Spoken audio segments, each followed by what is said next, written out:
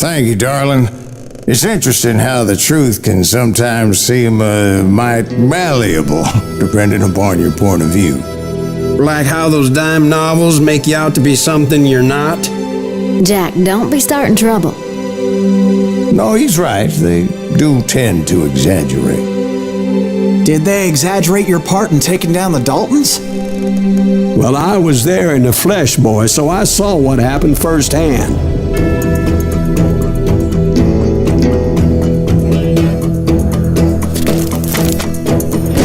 Those Daltons were lawmen once, before they all went bad, robbing banks and trains clear across the territory. Until Coffeeville, of course. I was one of the citizens who took up arms that day. Fighting on the side of the right? I did my best, sir. We all did.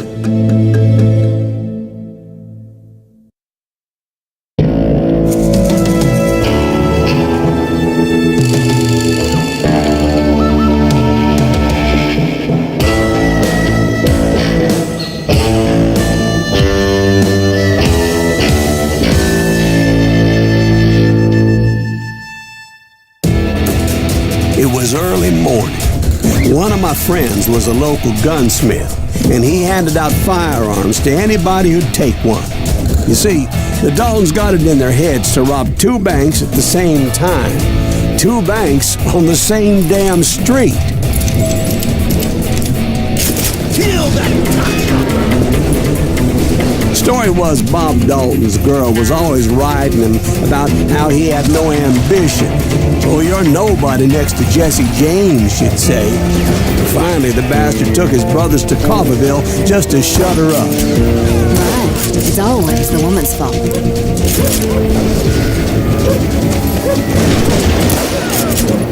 I'm gonna kill you dead!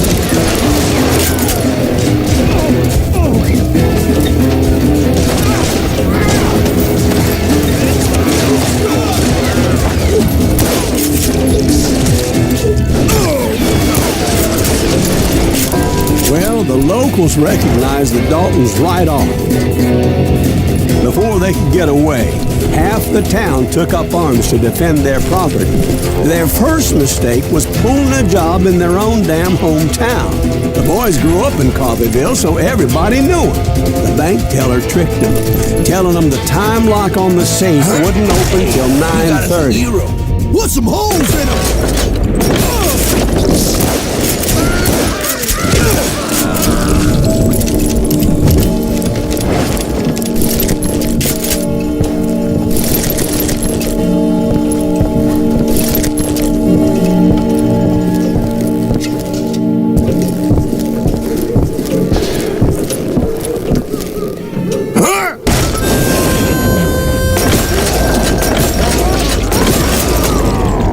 The brothers paid dearly for their stupidity, but everybody knows they had it coming. There's more to it than that.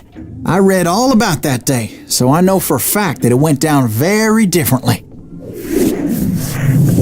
First of all, it was high noon. A posse of U.S. deputy marshals were on the rooftop across the street. Get ready, boys. They're gonna make a move. The lawmen had been tracking the Daltons for months, and now they finally had them dead to rights. But those boys had a reputation as stone-cold killers, so the marshals took every precaution, knowing they wouldn't go easy. Among them was a bounty hunter feared by many a lawbreaker. This man had no intention of letting the Daltons slip away. The marshals tried to get the Daltons to surrender. They'll give up eventually. We just gotta wait till some of the bitches out. This bounty hunter knew that the brothers were far too proud to ever lay down their guns.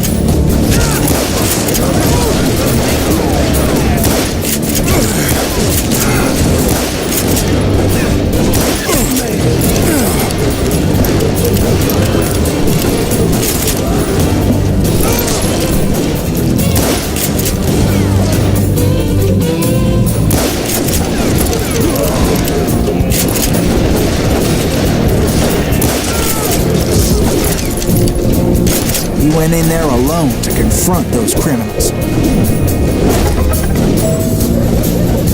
One of the marshals shouted, "Where are you going?" Are you crazy? Hey, where do you think you're going, dumbass? That rifle's mine. But he paid him no mind.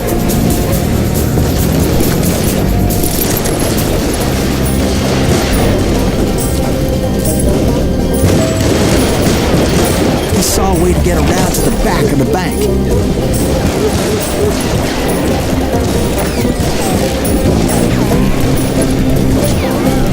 Then he figured out how to hit the Daltons from a direction they weren't expecting.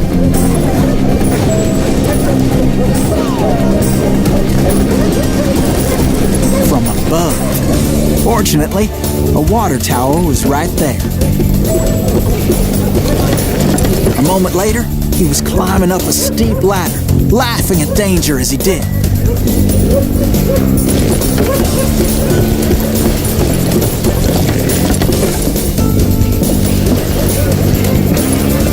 It was brave men like him who risked their lives to tame this wild country.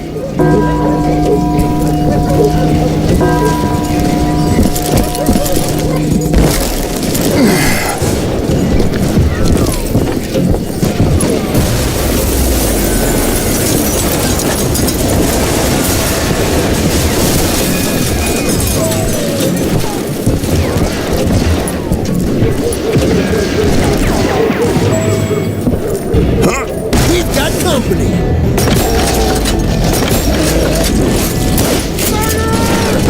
Heroic men like him did what other men couldn't or wouldn't to make this country free. Like Jim Bowie and Davy Crockett, who died defending the Alamo.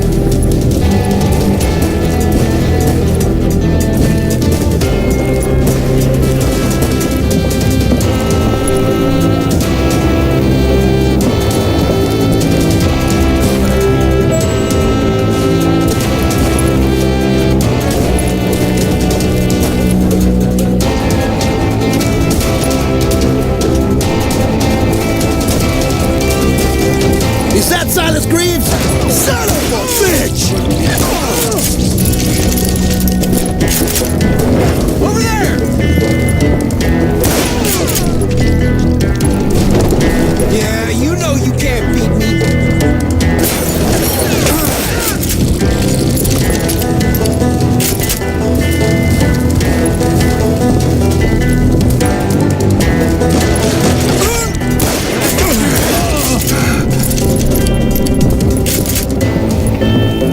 You can't hide from me.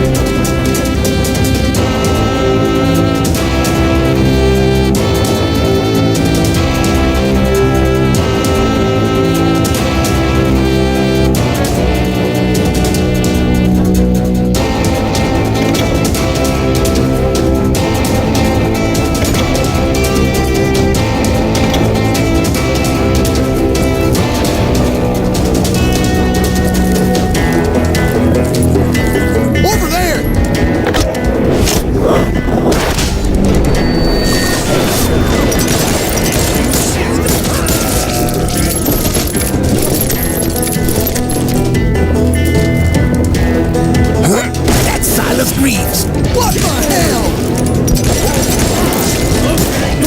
Blam! Came away victorious, taking down those thieving Daltons.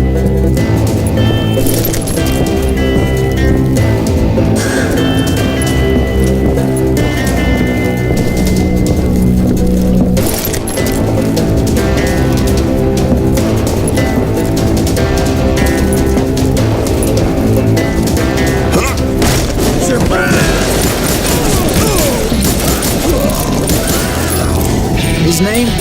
Silas Greaves. And when the dust finally settled, he was the last man standing. Sorry, kid, but that just wasn't the way it happened.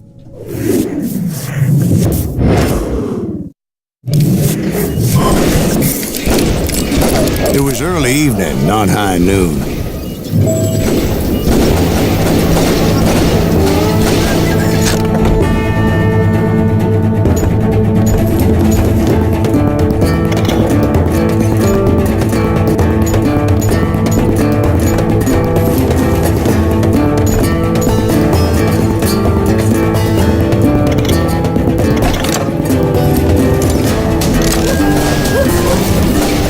Late to the party and Coffeeville was already up in arms.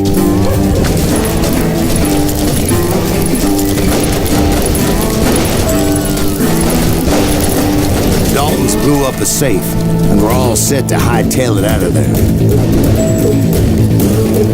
Those pathetic deputies surrounding the bank were dropping like flies.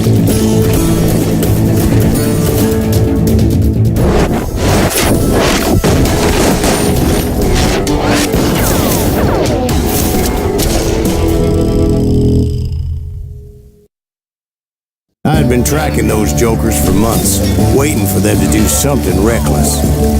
There he is! Finally, they did. Those stupid bastards decided to rob 2 banks at the same time in the same town where everybody knew them. But they still had friends in Coffeeville.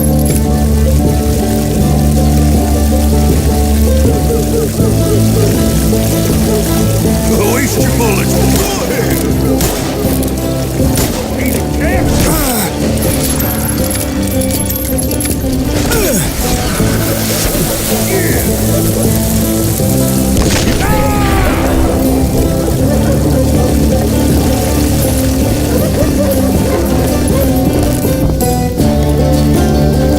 Ain't bothered me none.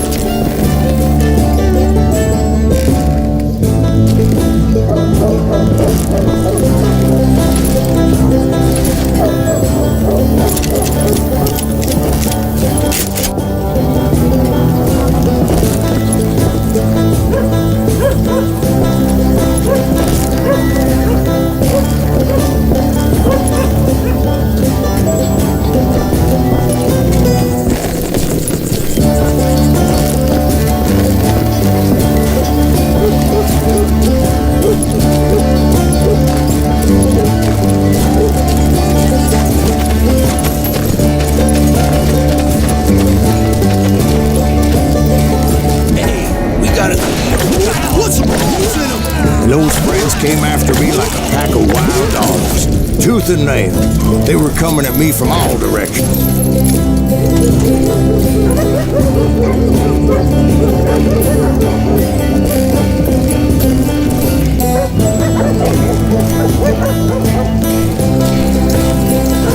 I caught sight of the Daltons running with the money and didn't want to lose it. The problem was, they knew the town better than I did. And to top it off, I found myself in the middle of another shootout entirely. Did the Daltons hole up in somebody's house? No, it was the Smiths, I believe. They were cousins of the Daltons. And they were shooting at the Browns, who were shooting at the Daltons. Which wasn't any surprise, because those 2 families have been feuding forever. And since the Joneses are related to the Browns, they shot at the Smiths, pissing off the Heimhoffers, whose daughter recently married a Smith. Well, bullets were flying every which way as all the old feuds in Kansas caught fire all at once. There was a hell of a lot of pissed off people in Coffeeville that day. But that's just the way life is sometimes. Shit happens.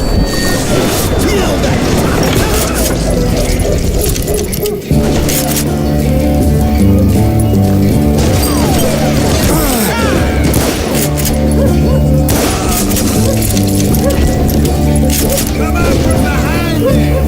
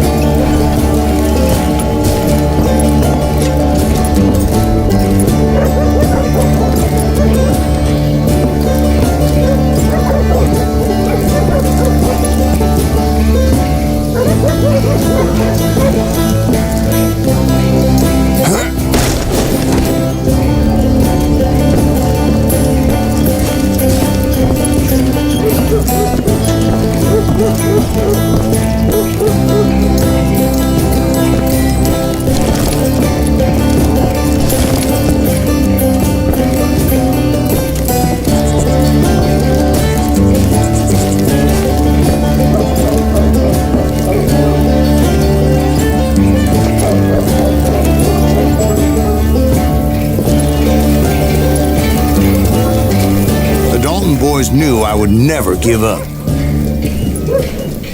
Those Daltons weren't the sharpest knives in the drawer, but they always stood together. They set a trap to slow me down and allow at least two of them to escape. The third brother stayed behind to plant me, just in case that trap of theirs didn't work.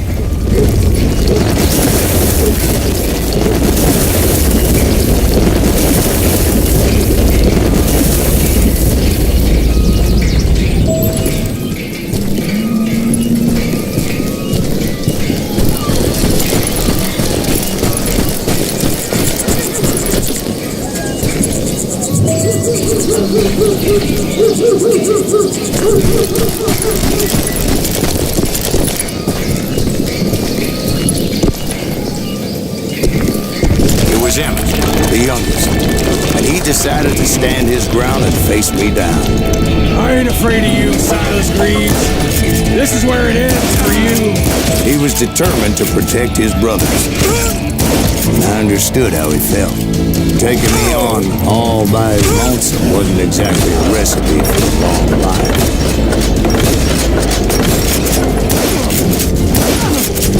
I'm gonna plant you where you stand.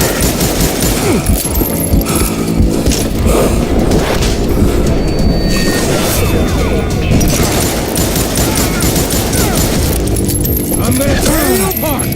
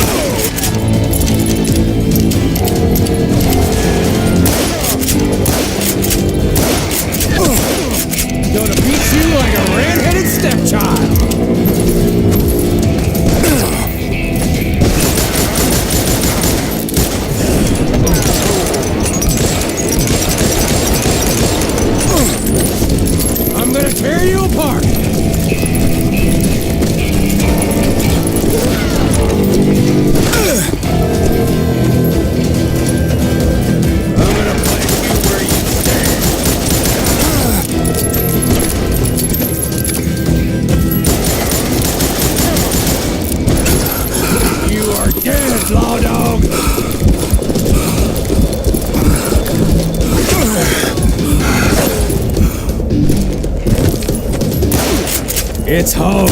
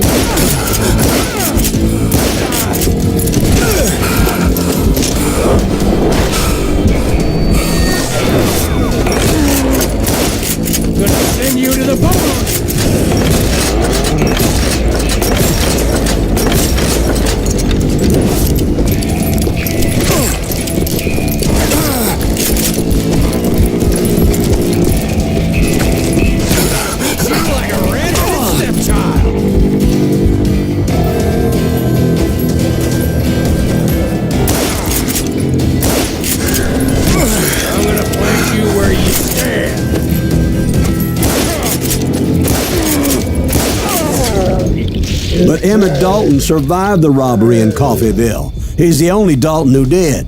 They say he was shot 23 times. Well, Dwight, who do you think put all those damn holes in him?